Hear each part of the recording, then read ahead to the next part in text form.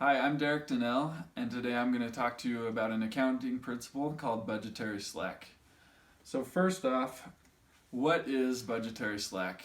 Budgetary slack is the deliberate overestimation of expenses or underestimation of revenues during the budgetary process.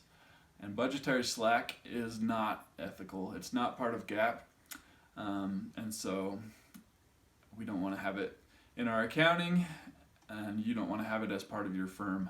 And we're going to talk about a little bit more why that is, and specifically we're going to talk about why budgetary slack happens, what effects it can have on your company, and what it looks like on the financial statements, and how we can get rid of budgetary slack in accounting and in individual firms. So first off, why does budgetary slack happen? One main reason that it happens is because management gets bonuses or gets performance evaluations based on getting their numbers. So when they're setting these goals in meetings and budgetary meetings, they deliberately set these goals low or easily attainable goals, so that when the year comes and they beat their goals, they look really good. They might even get a promotion, or they might look good to their managers, but in all reality, those numbers were so low that they were going to be achieved pretty much no matter what. And so it looks really good, but it's a false happiness that I guess that the company has.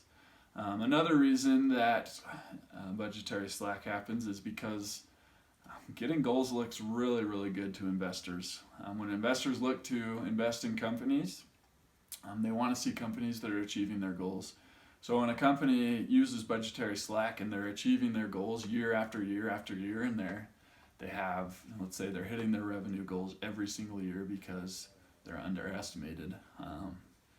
Those companies don't know that, and they invest in the company. So if it's a public company, they get a lot more investment and it looks good to those investors.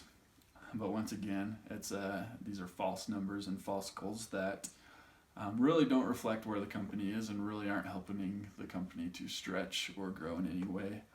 So that's a little bit of why budgetary slack happens. Next, we want to look at more of what effects it can have on a company. And as you can see on this slide, I've broken it down into two sides here. We have actual projected expenses that the company really projects they're going to have, and we have overestimated expenses where they deliberately overestimated their expenses. So in the actual expenses, they have budgeted sales of $1 million, and they estimated their expenses to be $800,000. So their budgeted net income is $200,000, and so that's their actual projections. But this company might say, "Oh, I don't know if we can get that, so let's overestimate our expenses to $900,000, and then our budgeted net income is $100,000." So we have a lower budgeted net income, and then when the year comes and they manage their expenses really well, and they actually receive $800,000 worth of expenses, just like they actually would have predicted if they used the right number. But because they overestimated their expenses, it looked like they managed their expenses really well, and they get a higher net income than they predicted. So it looks good to investors, it looks good to management, and that's what we can see on the income statement, is that these goals are being reached, investments are being made, all based on numbers that are deliberately overestimated, which is clearly unethical. So that's what we can see on the income statement. So we can see some of these effects that it has, and next we need to eliminate these budgetary slack from accounting and from each company. And really the way that we have to do that is to eliminate perverse incentives that companies have to use budgetary slack. So one way, first of all, that we can do this is to limit the number of people that participate in budget meetings. The more people that come to these meetings, the more likely it is that budgetary slack will be used as managers lobby for lower numbers that they know they can hit, so they can get their bonuses and they can get so they can look good in their company. But if just 2 or 3 managers go that can set aggressive goals that help the company push and grow, not only will budgetary slack be eliminated, but your company will grow a lot more because they're aggressive goals, ones that you actually have to work to achieve. And so your company's going to be a lot better off if you can just limit those meetings to a few managers. Another thing that we need to do is to completely disassociate bonuses and performance evaluations with these goals from budgetary numbers.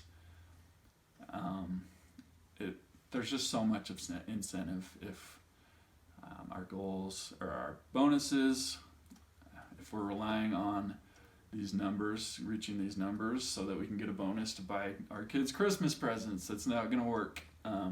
There's too much incentive for lowballing these numbers so that we can reach those numbers and get our bonuses, as well as receive a good performance evaluation that could lead to promotions, could lead to other things down the road. And so removing that tie from bonuses and from performance evaluations is imperative to eliminating budgetary slack in the workplace. So in conclusion, we want to be better in business, we want to be better accountants, and to do that we have to understand budgetary slack. We have to understand what it is. We have to understand why it happens, and then as we understand why it happens, we'll be better prepared to be able to remove it from our workplace and from your company by removing incentives to use it. So thank you, and that's all I have.